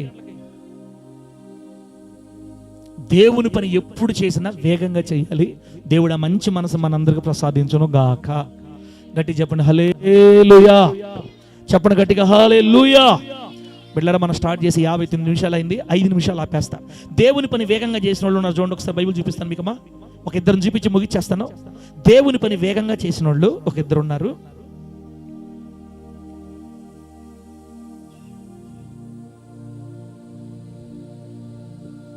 ఒకసారి యెషయా గ్రంథం 59వ అధ్యాయం 18వ వచనం చెప్పిన తర్వాత అప్పుడు మీకు నేను ఎవరెవరు ఆసక్తి ఉన్నారో లేదా వేగంగా ఉన్నారో దేవుని పని చేస్తా చెప్తా. యెషయా గ్రంథం 59వ అధ్యాయం 18వ వచనం ఏముందంటే, నేను చదివిన మాట మీరు అండర్లైన్ చేసుకోండి. ఆసక్తిని పై వస్త్రముగా ధరించుకొనేను అని రాయబడింది. ఆసక్తిని పై వస్త్రముగా ధరించుకొనేను. ఇది మన దేవుడి గురించి రాయబడిన మాట. మన ప్రభు అయిన దేవుడు, మనం ఆరాధించే మన దేవుడు అంట, ఆయన ఆసక్తిని పై వస్త్రంగా ధరించుకున్నాడంట. దేవుడే ఆసక్తిని వస్త్రంగా ధరించుకున్నాడు. ఇక ఆయన పిల్లలమైన మనము ఆసక్తిని మనం వస్త్రంగా ధరించుకోవాలి. మళ్ళీ ఆసక్తి అంటే ఏంటి పాస్టర్ గారు? అమ్మా, వేగిరముగా దేవుని పని చేయాలంటే దేవుని పని మీద మనకు ఆసక్తి ఉంటేనే చేయగలుగుతాం. ఆమె చెప్పండి గట్టిగా, గట్టిగా చెప్పండి హల్లెలూయా. హలో, దేవుని పని మీద ఆసక్తి లేకపోతే నిద్రపోతారు. దేవుని పని మీద ఆసక్తి ఉంటేనే ముందు లేచి పరిగెస్తారు. దేవుని పని నువ్వు వేగిరముగా చేయాలంటే ఉదయాన్నే 7 గంటలకల్లా మన మందిరంలో ఉండాలంటే 3 గంటలకి 4 గంటలకు లేచేస్తారు. ఆసక్తి బిడ్డ, ఆ ఆసక్తిని గురించి దేవుడు ఏం చెప్తున్నాడంటే, నేను ఆసక్తిని పై వస్త్రంగా నేను ఆసక్తిని పై వస్త్రంగా వేసుకోవన్నా. మీరు కూడా నా పిల్లలారా మీరు కూడా ఆసక్తిని వస్త్రంగా ధరించండి. నా విషయంలో మీరు ఆసక్తిని వస్త్రంగా, చొక్కాలు ఎట్లా వేసుకుంటామో, చీరలు ఎలా కట్టుకుంటారో, డ్రెస్సులు ఎలా వేసుకుంటారో, మీ పై వస్త్రం ఎలా కనపడుతుంటుందో దేవుని కొరకు ఆసక్తి అలా ఉండాలి. బైబిల్ దగ్గర ఏం రాయబడింది తెలుసా? నీ ఇంటిని గూర్చిన ఆసక్తి నన్ను, చెప్పండి అన్నమాట, నీ ఇంటిని గూర్చిన ఆసక్తి నన్ను భక్షిస్తుంది. భక్షించడం అంటే తినేయటం. క్యాన్సర్ పుండు శరీరాన్ని ఏం చేస్తుందనా? తినేస్తుంది. క్యాన్సర్ వచ్చిందంటే శరీరం బాగా తినుకుంటూ వచ్చేస్తుంది అంతే. షుగర్ వచ్చిన తర్వాత కాలు ఏమైపోద్ది? లోపల తినుకుంటూ వచ్చేస్తుంది. సేమ్ అట్లాగే దేవుని ఇంటిని గూర్చిన ఆసక్తి అంటే మందిరాన్ని గూర్చిన ఆసక్తి దావీదు గారి మనసుని దావీదు గారి తినేస్తుందంట. ఏం ఆసక్తి ఇది, ఏం మంటిది, ఏమి వేగిరివిది. అసలు ఆ ఆసక్తినే మన దేవుడు వస్త్రంగా ధరించుకున్నాడు బిడ్డ. ఈ రోజు నుంచి నువ్వు నేను మనమందరమే దేవుని పనిని వేగిరంగా చేయడానికి అవసరమైన ఆసక్తిని ఒక వస్త్రము వలె ధరించుకుందుము గాక. గట్టిగా చెప్పండి హల్లెలూయా. నాకు చెప్పలేదు పాస్టర్ గారు అని అంటున్నారంటే ఆసక్తి వాళ్ళకి లేదు అని అర్థం. ఆసక్తి ఉండే వాళ్ళకి ఒకరు చెప్పబల్లే. పలానా దగ్గర ప్రార్థన తెలిస్తే చాలు, ఇంకా వాళ్ళని పిలవలేదు, వీళ్ళు నాకు చెప్పలేదు, వీళ్ళు నాకు అనలేదు, వీళ్ళు ఎన్ని సాకులక. ఫలాని దగ్గర ప్రతి నెల 8వ తేదీ తిమోతి అన్నోళ్ళ ఇంటికాడ ప్రార్థన, ఇంకా చెప్పలే. ఆసక్తులు ఏం చేస్తారు తెలుసా? చూస్తూ ఉంటారు. దేన్నమ్మా 8వ తేదీని చూస్తా ఉంటారు. ఇంకా తిమోతిని ఫోన్ చేస్తే పోదాం అనుకోరు. ఆసక్తి ఉండేవాళ్ళ సంగతి చెప్తాను, అందరి గురించి కాదు. ఆసక్తి ఉండేవాళ్ళ సంగతి చెప్తాను. నా దేవుని పని కొరకు నేను నిలబడాలనుకున్న వాళ్ళు ఆ 8 చూస్తూ ఉంటారు. ఒకవేళ డౌట్ వస్తే పాస్టర్ ఫోన్ చేస్తారమ్మా, ఈరోజు ప్రార్థన ఉంది అన్నవాళ్ళు కాడా, ఓకే ఓకే అంతే. 12వ తేదీని చూస్తూ ఉంటారు క్యాలెండర్లో. ఏ తేదీనే 12 ఎప్పుడు,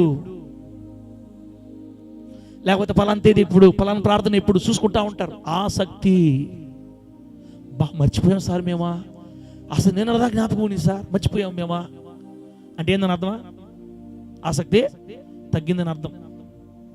కాబట్టి బిడ్డలారా, అక్క మన ఇష్టం. ఇప్పుడు 12వ తేదీ రావచ్చు, రాకపోవచ్చు. రాకపోతే దేవుడి మిమ్మల్ని శపిస్తాను నేను చెప్పను, నేను అన్న మాట. ఆసక్తి ఉంటే వచ్చిన దానికి దీవెన ఉంటుంది అక్క. రాకపోయినందుకు శాపం ఉండదు, గుర్తుపెట్టుకోండి. వచ్చిన దానికి దీవెన ఉంటుంది. హలో, ఏం చెప్పాను నేను? వస్తే దీవెన ఉంటుంది, రాకపోతే శాపం ఉండదు. నువ్వు ఎట్టుంటే అట్టే ఉంటావు అంతే. వస్తే దీవెన, దేవుని పనిలో పాల్గొంటే దీవెన, శాపం ఎందుకు ఉంటుంది? యేసయ్య ఏ రోజు శపించే దేవుడు కాదు. ఆయన నోట నుండి ఆశీర్వాదమే యేసునామములో ఆమేన్ చెప్పండి గట్టిగా, చెప్పు గట్టిగా హల్లెలూయా. ఆసక్తి, ఆసక్తి. బిడ్డారా, ఇప్పుడు చూడండి ఒక ఇద్దరు గురించి చెప్తా, వీలైతే లేదా ఒక్కడే చెప్పేస్తా. సంఖ్యాకాండం 25వ అధ్యాయం 13వ వచనం. సంఖ్యాకాండం 25వ అధ్యాయం 13వ వచనంలో ఒక ఆయన ఆసక్తిగా దేవుని పని వేగిరంగా చేశాడు. 25:13 అది నిత్యమైన యాజక నిబంధనగా అతనికిని అతని సంతానమునకు కలిగి ఉండును. ఏలయనగా అతడు తన దేవుని విషయమందు ఆసక్తి గలవాడై, తన దేవుని విషయమందు ఆసక్తి గలవాడై ఇశ్రాయేలీయుల నిమిత్తము ప్రాయశ్చిత్తము చేసెను అని రాయబడింది. ఇక్కడ రాయబడిన వ్యక్తి ఎవరు అంటే ఫీనెహాస్. చెప్పండి ఎవరన్నా, ఎవరు? ఫీనెహాస్.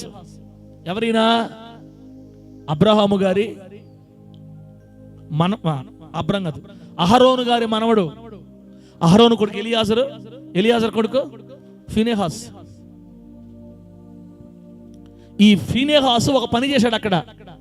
దేవుడు ఏమన్నాడు తెలుసా ఫీనెహాసు గురించి? ఫీనెహాసు, నేను ఓర్వలేని దానిని నువ్వు ఓర్వలేకపోయావు. స్తోత్రం దేవునికి, హల్లెలూయా చెప్పండి గట్టిగా. దేవుడు ఏమంటాడంటే, ఫీనెహాసు, నేను ఓర్వలేకపోయిందాన్ని నువ్వు ఓర్వలేకపోయావు. ఓర్వలేక ఏం చేసావంటే ప్రాయశ్చిత్తం చేసావు నువ్వు పనికి. బెటరా, అది ఏ సందర్భం అంటే వాళ్ళు షిత్తీములో ఉన్నారు, మోయాబు దగ్గర షిత్తీములో ఉన్నారు. బాలాకు రాజుకి బిలాము చెప్పిన బోధ, ఇజ్రాయేలును గెలవాలంటే డైరెక్ట్గా యుద్ధం చేసి గెలవలేవు, వాళ్ళని వాళ్ళ దేవుడే కొట్టాలా, అప్పుడే నశించిపోతారు వాళ్ళు. వాళ్ళని వాళ్ళ దేవుడు కొట్టాలంటే నువ్వు 2 పనులు చేపించాలి. ఒకటి, విగ్రహారాధన వైపు వాళ్ళని తిప్పాలా. విగ్రహారాధన వైపు వాళ్ళని తిప్పాలంటే వాళ్ళు మామూలు తిరగరు. అందుకే స్త్రీలను ఎరగా విడువు. మోయాబు స్త్రీలను వదిలోళ్ళ మీదకి, మోయాబు స్త్రీలను వాళ్ళు లోపరుచుకొని వాళ్ళని విగ్రహారాధన పిలిచి బొమ్మలకు మొక్కిస్తే చాలు, వాళ్ళ దేవుడే చూసుకుంటూ వాళ్ళ సంగతి చెప్పాడు. ఇక ఆ ప్లాన్ అమల్లో పెట్టాడు బాలాకు రాజు. అందమైన స్త్రీలను తీసుకొచ్చి వాళ్ళు ఎరగా వేస్తే వీళ్ళు ఓని ఉడుకోపోయారు ఆ మనుషులతోటి. పట్టుకెళ్ళి గందరగోళమయ్యి విభిచారంలో పడి ఆ తర్వాత ఆ దేవతలకు మొక్కి ఐదిని మొత్తమే దేవుడు చాలా బాధ పెట్టేశారు. అంత మాత్రమే కాదు, అక్కడి నుంచి ఉన్న స్త్రీలను ఇళ్లలో కూడా తీసుకొచ్చేస్తున్నారు, గుడాలలో తీసుకొచ్చేస్తున్నారు. ఒకటి తీసుకొచ్చేసాడు ఒక మనిషిని. ఒరేయ్ బిడ్డ, అప్పటికి ఏమైంది తెలుసా? అప్పటికే కొన్ని వేల మంది ప్రజలు చచ్చిపోయారు, తెగులు వచ్చి. వేల మంది, అత్తలోకతలం అయిపోతుంది సమాజం అంతా, గలిబిలైపోయింది. ఇట్లాంటి గలిబిల్లో ఒకటి ఏం చేశాడంటే, ఇవన్నీ నాకెందుకు వచ్చిన బాధ, ఎవరు చేస్తే నాకెందుకు, నాకు ఈ అమ్మాయి కావాలని అమ్మాయిని తీసుకొచ్చుకున్నాడు ఇంట్లోకి. బిడ్డారా, అక్కడే ఉన్నాడు ఈ ఫీనెహాస్. ఒరే, ఎన్ని వేల మంది చచ్చిపోయారు, దేవుని కోపం రగులుకుంది మన సమాజం మీద. దీనంతటి కారణం ఈ స్త్రీలే కదా. మళ్ళీ వీడు ఇంత జరుగుతున్నా కూడా భయం లేకుండా మమ్మల్ని ఇంకా శాపం చేయడానికి ఈ మనిషిని తీసుకొని వస్తాడా అని కోపం పట్టలేక ఈట తీసుకొని వాళ్ళిద్దరు పడక గదిలో ఉంటే పడక గదిలోకి వెళ్ళి పొడిస్తే పైనుంచి పురుషుల్లో దిగి స్త్రీ కడుపులోకి దిగి నేల గుచ్చుకుందని పోయి. ఏంది? ఈటే ఇద్దరిని కడుపుకుండా పొడిచాడు. ఎప్పుడైతే ఆ పొడిచాడో సమాజంలో రేగిన తెగులాగిపోయింది, దేవుని కోపం తగ్గిపోయింది. ఫీనెహాస్, నేను ఓర్వలేని దాన్ని నువ్వు ఓర్వలేదు, నువ్వు ప్రాయశ్చిత్తం చేసావు, శబాష్. ఇక నుంచి యాజకత్వాన్ని నీకు నిత్య నిబంధనగా ఇస్తున్నాను నేను. భూమి మీద యాజకత్వం ఉన్నంత వరకు నీ సంతానమే ఇక యాజకత్వం చేస్తారు. దేవునికి స్తోత్రం కలుగును గాక. ఏలీ కుటుంబాన్ని తీసవతల పడేస్తున్నా. ఇంకా నీ పిల్లలే యాజకత్వం ఉన్నంత వరకు మీకు నిత్య నిబంధనగా ఇస్తున్నానని దావీదుకి సింహాసనాన్ని నిత్యంగా ఇచ్చినట్టు యాజకత్వాన్ని ఏలీ పిల్లలకి, ఫినెహాసు లేదా అహరోను పిల్లలకి, ఎలియాజరు పిల్లలకి దేవుడు స్వాస్థ్యంగా ఇచ్చి. బిడ్డలారా, ఎందుకు అలా చేయగలిగాడంటే, ఎందుకు అలా చేశాడు, పైచేతం చేశాడు తెలుసా? ఫినెహాసుకి దేవుని విషయంలో ఆసక్తి ఉందంట. ఒక మహిమ కలుగును గాక. సూపులతో మారిపోతున్నాయి, ఇంక నాపేస్తున్నాను. ఫినెహాసుకి తన దేవుని విషయమందు ఆసక్తి ఉండడం వల్ల దేవుణ్ణి శాంతింప చేయటానికి బిడ్డ ఎంతకైనా తెగించాడు. ఇప్పుడు చెప్పండి, ఒకవేళ మన సంఘంలో ఎవరైనా వ్యభిచారంలో ఉండేవాళ్ళు ఉంటే ఒక పెద్ద ఈటి చేయించుకొని ఒక ఈటి రెడీగా చేయించుకొని చర్చికి వచ్చాడు అనుకో, పైకిలే పొడుకో అని పొడుకో పెట్టి అందరి ముందు ఒకటే మనం ఫోటో పొడిచాము. తీహార్ జైల్లో వేస్తారు మనల్ని. ఏ జైల్లో? తీహార్ జైలు. అది ఆ రోజులు వాళ్ళ లెక్క, వాళ్ళ రాజ్యాంగం, ధర్మశాస్త్రం ప్రకారం చెల్లుబాటు అయింది కదా. ఇప్పుడు రాజ్యాంగాలు వేరు, ఇప్పుడు చట్టాలు వేరు, ఇప్పుడు పరిస్థితులు వేరు. కనీసం మాటతో కూడా పొడవకూడదు. మనం ఇప్పుడు గుర్తుపెట్టుకోండి, మాటతో కూడా పొడవకూడదు బిడ్డ. యేసయ్య సిలువ ద్వారా మొత్తం కొట్టవతల పడేసాడు. వేస్తున్నాము ఆమె చెప్పండి గట్టిగా. వ్యభిచారంలో అప్పుడే పట్టబడిన స్త్రీని దేవుడు పొడిచాడు. ఏసై పొడిచాడా? ఏసై పాత నిబంధనలో పొడిచాడు. దాన్ని మనం అట్లా అక్షరార్థంగా తీసుకోకూడదు. ఏం చేయాలి ఇప్పుడు చెప్తా మీకు. నేను అక్షరార్థంగా తీసుకోవాలంటే ఏసైని తీసుకోవాలి. అప్పుడే రెడ్ హ్యాండెడ్గా వ్యభిచారంలో పట్టబడిన స్త్రీతో ప్రభు అంటాడు, అమ్మా సమాధానం వెళ్ళమ్మా, ఇక మీదట పాపం చేయొద్దు, సమాధానం వెళ్ళు, నెమ్మదిగా వెళ్ళు, ఎవరిని నేను చేయరు, నేను కూడా నేనేం చేయను, శాంతి సమాధానం సంతోషంగా వెళ్ళమ్మా, అమ్మా వెళ్ళు. కుష్ఠరోగి అయిన సీమోని ఇంట్లో భోజనం కూర్చో ఉన్నప్పుడు పాపాత్మగల ఒక స్త్రీ దాంట్లో ఏం తెచ్చింది? విలువైన అత్త తీసుకొని వచ్చి పగలగొట్టి కాళ్ళ మీద పోసి మొత్తం మీద ఏడ్చి ఆయన కాళ్ళ మీద ఎందుకు ఆమె కన్నీళ్లు పడితే తల వెంట్రుకలతో పాదాలు తుడిచి ముద్దు పెట్టుకుంటుంది పాదాలు. తర్వాత ఆ అత్తరంతా ఆయన పాదాలకు పూసింది. పనికి వాళ్ళని తనడా తిన్నా అన్నాడా డైరెక్టర్ గారు? డేవిడ్ గారు అన్నా, డేవిడ్ డైరెక్టర్ గారు చాలు ఇక్కడ అయిపోయింది, అయిపోతున్నా. ఆ ఇంటికి భోజనాన్ని పిలిచిన వ్యక్తి అంటున్నాడు, నిజంగా ప్రవక్త అయితే ఈయన, అది ఆ మనిషి ఎట్లాంటిదో తెలియదా ఇతనికి? అది లోకం తీర్చే తీర్పు, లోకం తీరసదట తీర్పు. అది ఇట్లాంటిది, ఇది ఇట్లాంటిదని రోషంగా చెప్తున్నా. నిజంగా యేసయ్య బిడ్డ అయితే ఏమన్నాడు తెలుసా? ఈమె నన్ను విస్తారంగా ప్రేమించింది కాబట్టి ఈమె యొక్క విస్తారమైన పాపాలు నేను క్షమిస్తున్నాను. అమ్మా సమాధానంగా వెళ్ళమ్మా, సమాధానంగా వెళ్ళమ్మా. అదేంటి ప్రభు, పాత నిబంధనలు పొడిచారు కదా, పొడిస్తే ఇప్పుడు పొడిచే రోజులు కాదులేమ్మా, అప్పుడు పొడిచారు, ఇప్పుడు పడలేరులే. ఇప్పుడు ప్రేమతో సంపాదించుకోవాలి ఆత్మల్ని. మారుతారు, దేవుడు ఖచ్చితంగా మారుస్తాడు బిడ్డరా. కాబట్టి అక్షరార్థంగా తీసుకోకూడదు. ఇప్పుడు చెప్తాను చూడండి, ఫినెహాసు దేవుని విషయంలో ఆసక్తి. ఏ విషయం అంటే దేవుడు ఓర్వలేని వాటిని మనం ఓర్వకూడదు అనమాట. ఉదాహరణకి దేవుడు ఓర్వలేనిది ఏంటి? విగ్రహారాధన దేవుడు ఓర్వలేడు అంటే దేవుని స్థానంలో ఇంకొకరిని మనం పెట్టకూడదు. దీని విషయంలో మన ఆసక్తి ఉండాలా. దేవుని స్థానంలో భార్యని పెట్టకూడదు, దేవుని స్థానంలో పిల్లల్ని పెట్టకూడదు, దేవుని స్థానంలో ఫోనుల్ని పెట్టకూడదు, దేవుని స్థానంలో డబ్బుని పెట్టకూడదు. డబ్బును మాత్రం చాలా మంది పెడతారబ్బా, మీరేమో అనుకోండి. డబ్బుని చాలా మంది పెడతారు. దేవుని బిడ్డలు ఎవరు కూడా స్త్రీని పురుషుల్ని ఎంచుకోలే, ఎవరో ఒకరో ఇద్దరు అక్కడ ఉంటారేమో, కానీ చాలా మంది దేవుని కోసం నమ్మకం పడతాం. మనం అందరం డబ్బును పెడతారు, తర్వాత కొంతమంది పిల్లల్ని పెడతారు, భార్యని పెడతారు, భర్తలు పెడతారు. విగ్రహ ఆరాధనని మనం దేవుడు సహించలేడు, ఓర్చుకోలేడు, మనం కూడా ఓర్వకూడదు. దాన్ని ప్రభువుకి ఇష్టం లేనిది ఏది మన జీవితంలో ఉండకూడనట్లుగా మనం ప్రయాసపడి కన్నీళ్లు విడిచి దేవుని సహాయం అడిగి ఆయన దేనిని ఓర్వలేడో మనము కూడా దాన్ని ఓర్వని స్థితికి రాగలిగితే దాన్నే దేవుని విషయంలో ఆసక్తి అంటారు. దేవుడికి స్తోత్రం కలుగును గాక. గట్టి చెప్పండి హల్లెలూయా. ఫినెహాసు దేవుని విషయంలో ఆసక్తి కలిగిన వాడు కాబట్టి దేవుడు ఓర్వలేని దానిని ఇతడు ఓర్వలేకపోయాడు. అలా ఓర్వలేక చేసిన ప్రాయశ్చిత్తాన్ని బట్టి అతనికి శాశ్వతంగా యాజకత్వం బహుమతిగా ఇవ్వబడింది. నీవు నేను మన జీవితాల్లో ఏవి దేవుని స్థానాన్ని ఆక్రమిస్తున్నాయో గుర్తుపెట్టి ఈరోజే దేవుడి కోసం వదిలేయాలి బిడ్డ. ఈరోజు దేవుని కోసం త్యాగం చేసుకోవాలి, తీర్మానం చేసుకోవాలి, కన్నీళ్ళు విడవాలి. నాకు నీకంటే ఎక్కువ ఏమి లేదు ప్రభు అని చెప్పాలి. అప్పుడు నువ్వు దీవించబడతావు, అప్పుడు నీకు బహుమానం ఇవ్వబడతావు దేవుని దగ్గర నుంచి. ఫినెహాసు వలె దేవుని విషయంలో మనం ఆసక్తి కలిగి ఉందుముగాక. చెప్పండి గట్టిగా హల్లెలూయా. శుక్రవారం మెయిన్ ప్రార్థన ఉంది అనుకోండి. శుక్రవారం ఒక మంచి ప్రార్థన ఉంది. అంతలో పనులు పిలిచారు, 1000 రూపాయలు ఇస్తా అని చెప్పారు. భార్యకి 1000, భర్తకు 1000. ఇక్కడేమో పాస్టర్ గారు ప్రార్థన చెప్పాడు. ఇప్పుడు చెప్పండి దేనికి పోతారన్నా? ఆదివారం పోతే చాలు. శుక్రవారం కూడా 2000 ఏమన్నా 2000. ఆనందరాజు 8000, 2000. సార్ ఏం చెప్పాడు? ఆదివారం తప్ప ఏ రోజు నేను ప్రార్థన పెట్టినా కూడా రాబకండి మీరేం చెప్పాడు. ఇంత మంచి సార్ దొరుకుతారు మనకే అని వెళ్ళిపోతారు బిడ్డ. అలా విడిపోవడం వల్ల నష్టం వస్తుంది, శాపం. చెప్పట్లా శాపం రాదు, కానీ దేవుని కార్యాన్ని ఎక్కువగా ఎంచుకునే వాళ్ళు ఏం చేస్తారంటే 2000 ఈరోజు వస్తుంది, రేపు పోద్ది.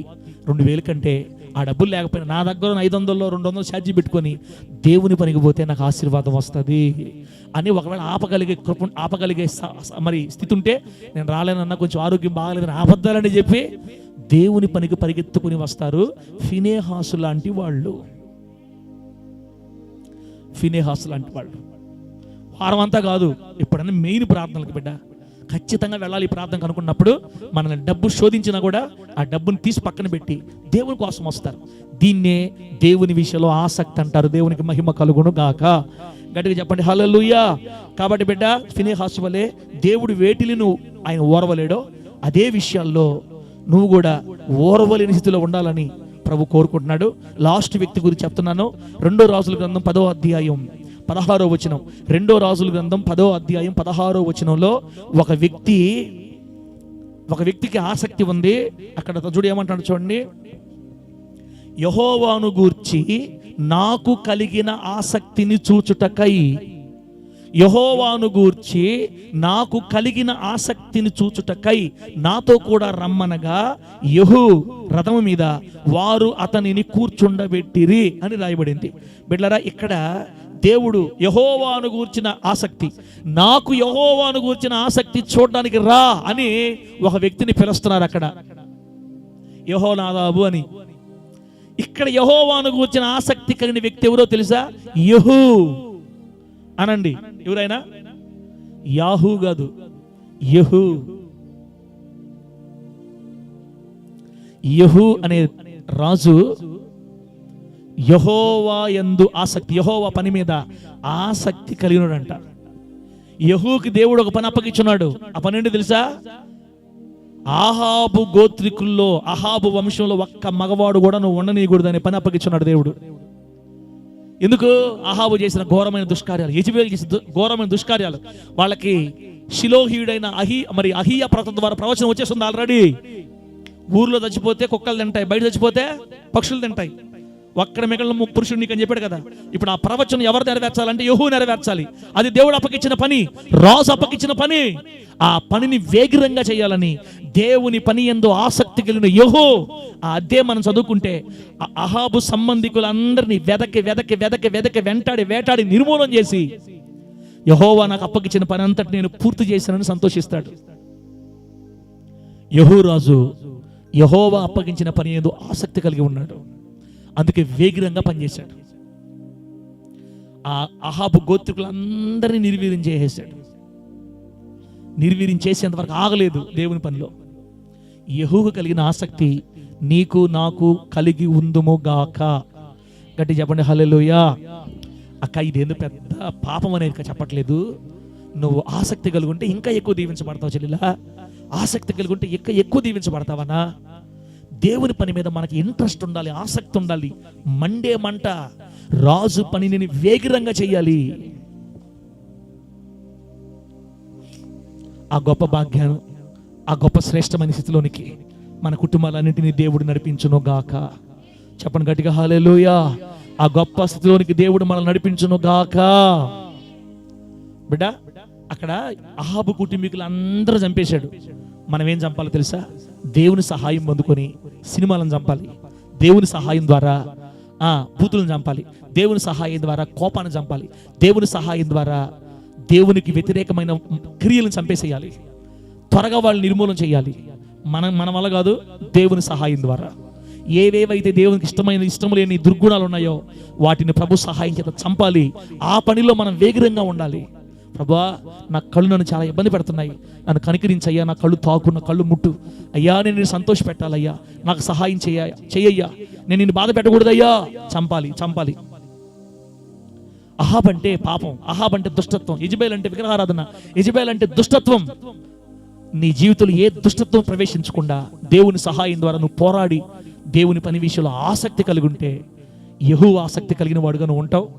తర్వాత ఫినెహాసు ఆసక్తి కలిగి ఉంటే దేవుని కొరకు గొప్ప కార్యాలు చేయగలుగుతాం. ఇలా నువ్వు ఆసక్తి కలిగి దేవుని పని వేగిరంగా చేస్తే యాజకత్వాన్ని బహుమానంగా దేవుడు మన ఒడిలో కొలిచిపోస్తాడు యేసు నామములో. గట్టిగా చెప్పండి హల్లెలూయా. అనగా దేవుడు ఏదో ఒక దీవెన చేత సమృద్ధిగా నింపి దీవిస్తాడు. దేవుడి మాటలు మన అందరికి ఆశీర్వాదకరంగా మార్చి వర్ధిల్ల చేయును గాక. కళ్ళు మూసుకోండి, ప్రార్థన చేసుకుందాం. Phone sound పెడతలే.